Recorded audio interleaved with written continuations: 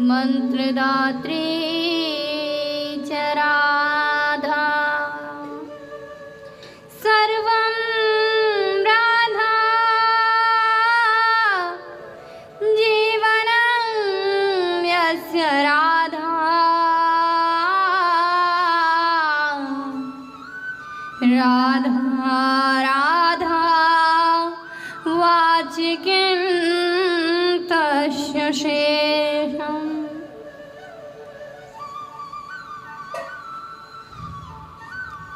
भगवान को यदि प्रकट किया जाए, आज की कथा कुछ इस विषय पर है कि भगवान ने अपने भक्तों का उद्धार किस प्रकार किया है और किस अवतार में आकर के भगवान ने अपने भक्तों का उद्धार किया है। कौन कहता है कि कलयुग में भगवान नहीं आ सकते हैं?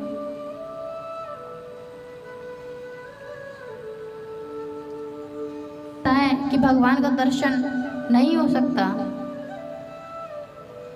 अब तो भगवान का दर्शन करना जितना सरल है उतना पहले नहीं था। पहले बहुत बहुत दिनों की समाधियां लगानी पड़ती थी, कई कई हजार वर्ष गुजर जाते थे तपस्या करते करते, परंतु भगवान दर्शन नहीं देते थे।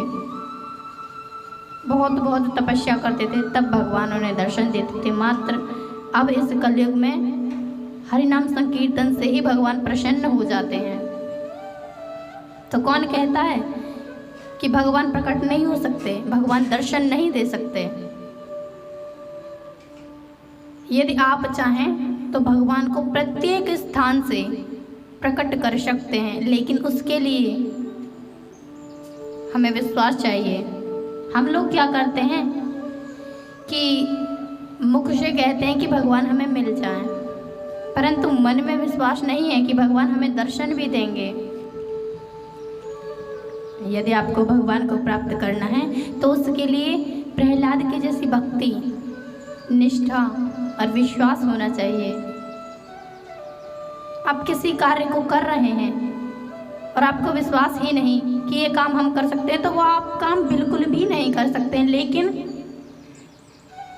कोई भी काम कितना भी कठिन हो, लेकिन आपके मन में विश्वास है तो आप सब कुछ कर सकते हैं। वो कहते हैं ना, नथिंग इज द इम्पॉसिबल, कुछ भी हमारे लिए असंभव नहीं है। यदि आप चाहें तो भगवान को प्रत्येक स्थान से, प्रत्येक जगह से, हर जगह से भगवान को स्थापित, भगवान को देख सकते हैं, भगवान को प्रकट कर सकते हैं। भगवान ने अपने भक्त गजेंद्र का ग्राह से कैसे उद्धार करवाया है, कैसे उसको मुक्त कराया है, आज हम इस विषय पर चर्चा करेंगे। एक त्रिकूट पर्वत पर एक गजराज अपने परिवार के साथ में रहा करता था। इतना बलशाली था वो, जो गजेंद्र था वो इतना बलशाली था कि उसकी खुशबू को पाते ही बड़े बड़े सिंह भी पलायन कर जाते थे। इतना बलशाली, इतना शक्तिशाली था वह। एक त्रिकूट नामक पर्वत पर रहा करता था, जो कि लोहा, सोना और चांदी इन सब से बना हुआ था उसका शिकार। एक बार क्या हुआ कि अत्यंत गर्मी पड़ रही थी, तो उनके मन में विचार आया कि हमें जलपान करने के लिए सरोवर के किनारे जाना चाहिए। तो गजराज अपने बच्चों के, अपनी बीवियों के साथ में जलपान करने के लिए चला गया। सरोवर के किनारे जलपान किया और इतना शुद्ध और साफ जल था उस सरोवर में कि उसका मन क्रीड़ा करने को हुआ। जल में जाकर के क्रीड़ा करने लगे। कुछ समय पहले जो सरोवर नीले वर्ण के समान दिखाई पड़ रहा था, कुछ समय बाद वह मटमैला हो गया, गंदा हो गया। तो जो सरोवर में एक ग्राह बैठा हुआ था, यह सब देख करके उसको अत्यंत क्रोध आया और उसने गजेंद्र का पैर पकड़ लिया और उसके खून को पीने लगा। यह सब देख करके गजेंद्र सोचने लगा, अरे छोटा सा जीव है, मेरा क्या बिगाड़ सकता है, मैं इतना बलशाली, इतना शक्तिशाली। उसने जैसे छुड़ाने का प्रयत्न किया अपने पैर को, नहीं छुड़ा पाया। फिर से दोबारा कोशिश की, नहीं छुड़ा पाया। अब ये देख करके गजेंद्र बड़े सोच में पड़ गया, अरे मैं अपने पैर को छुड़ा कैसे नहीं पा रहा हूँ। बहुत कोशिश की परंतु न छुड़ा पाया। गजेंद्र जैसे ही अपनी तरफ उस ग्राह को खींचता, वह ग्राह पुनः उसे अपनी तरफ खींच लेता। गजेंद्र को लगा इससे छूट पाना अब असंभव है, तो उसने अपनी पत्नियों से कहा कि देवियों कृपया करके मेरी सहायता करो। गजेंद्र की पत्नियों ने देखा कि उनके स्वामी जो है वो मुसीबत में है, तो उन्होंने भी सूंड में सूंड फंसा करके अपने पति को, अपने स्वामी को बाहर निकालने का प्रयास किया, परंतु वो विफल रहा प्रयास उनका, ना निकाल पाई वो अपने पति को। बहुत कोशिश की परंतु ना निकाल पाई। अंततः वो अपने पति को भी छोड़ करके जाने लगे। यह देख करके गजराज ने कहा कि देवियों तुम मुझे यहाँ छोड़कर कहाँ जा रही हो। तो जो गजराज की पत्नियां थी वो कहती हैं कि स्वामी आपके पीछे पूरा परिवार भूखा थोड़ी ना मर सकता है, क्योंकि उसकी पत्नियों को समझ में आ चुका था अब ये निकलने वाले तो है नहीं। तो छोड़ करके वो जाने लगे। गजराज को अत्यंत दुख हुआ। अब हम लोगों का क्या है कि हम लोगों का जो परिजन है, जो माता पिता हैं, वो हमारा साथ कहाँ तक देते हैं, मरघट तक। वो तो हमें जन्म देते हैं हमारे माता पिता, हमारा शरीर है ये हमारा साथ कहाँ तक देता है, लकड़ियों तक। जब हमारा शरीर ही खुद हमारा नहीं है तो सांसारिक लोग परिजन क्या होंगे हमारे। जो हमारी परछाई होती है वो भी हमारा अंधेरे में साथ छोड़ देती है, तो और कोई हमारा क्या साथ देगा। आज गजराज को सब कुछ समझ में आ गया था कि यहाँ पर कोई किसी का नहीं है। जब गजराज को समझ में आ गया तो उसने भगवान की 33 श्लोकों में बड़ी ही दिव्य स्तुति की है। ओम नमो भगवते तस्मै यत् एतत् चिदात्मकं पुरुषाय बीजाय परेशाय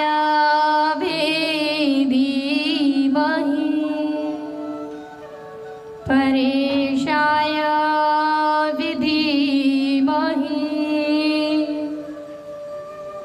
परेशाय विधीमहि।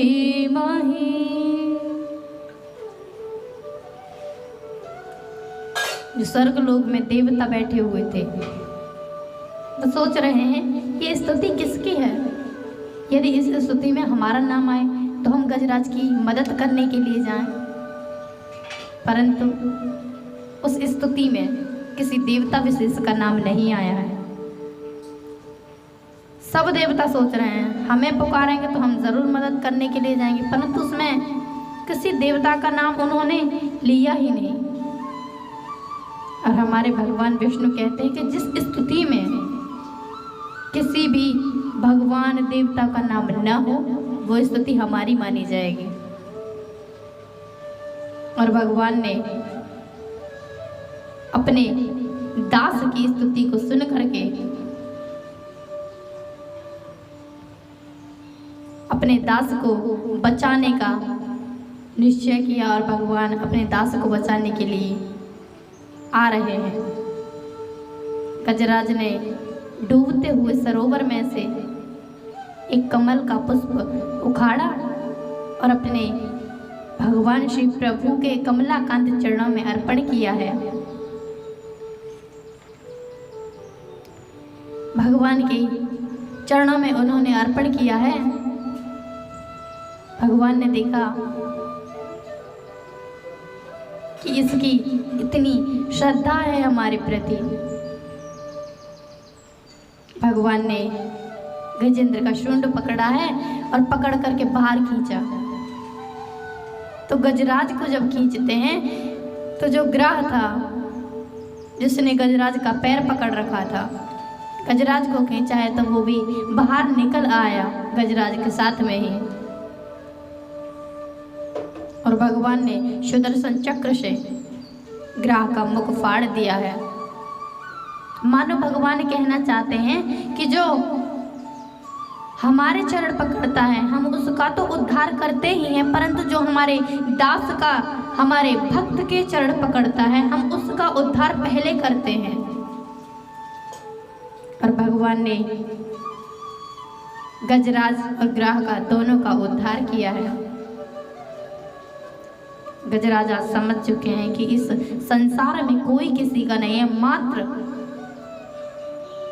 मात्र स्वार्थ के सभी लोग साथी हैं। गजराज समझ चुका था कि जब तक हमारे पास बल था तब तक हमारी पत्नियां, हमारा परिवार हमारे साथ था, लेकिन जब हमारे पास बल नहीं रहा, हम कमजोर होने लगे तो हमें ये भी छोड़कर चले गए। उसी प्रकार यही स्थिति एक मनुष्य की है, यही स्थिति एक व्यक्ति की है। जब तक उसके पास धन होगा, दौलत होगी, तब तक उसके परिवार वाले उसका साथ देंगे। लेकिन जब उसके पास से धन खत्म हो जाएगा, धन चला जाएगा या फिर वो किसी विपत्ति में पड़ जाएगा तो सभी लोग उसका साथ छोड़ देते हैं। परिवार वाले तो दूर हैं, तो जीवन साथी होती है हमारी 7 जन्मों की, हमारी धर्म पत्नी, वो भी हमारा साथ छोड़ करके चली जाती है। आज भगवान ने गजेंद्र और ग्राह का उद्धार किया है। जो गजराज था वह पूर्व जन्म का इंद्रद्युम्न नाम का राजा था। उसने ऋषि अगस्त का तिरस्कार कर दिया, ऋषिवर को प्रणाम न किया और उनको देखकर भी अनदेखा कर दिया। ऋषिवर को अत्यंत क्रोध आया कि ये हमें देखकर अनदेखा कैसे कर सकता है। ऋषि को लगा इसे घमंड हो चुका है, तो उन्होंने उसे श्राप दे दिया कि जा, तुझे अपने ऐश्वर्य पर इतना घमंड है कि तू हमें प्रणाम भी ना कर सका, जा तू गजराज हो जा। जैसे ही उन्होंने श्राप दिया है, इंद्रद्युम्न जो राजा थे उन्होंने चरण पकड़ लिए हैं, ऋषिवर मुझे क्षमा कर दीजिए, मुझे माफ़ कर दीजिए। ऋषिवर को दया आ गई और उन्होंने कहा कि तुम गजराज तो बनोगे, परंतु तुम्हारा उद्धार करने के लिए भगवान विष्णु स्वयं आएंगे। उसी प्रकार जो ग्राह था वह पूर्व जन्म का हाहा हुहु नाम का गंधर्व था। उसने एक बार दुर्वासा ऋषि सरोवर में स्नान कर रहे थे। अब दुर्वासा ऋषि की तो ऐसी बात है कि उनके तो नाक पे गुस्सा रखा रहता है। देवल महात्मा स्नान कर रहे थे सरोवर में,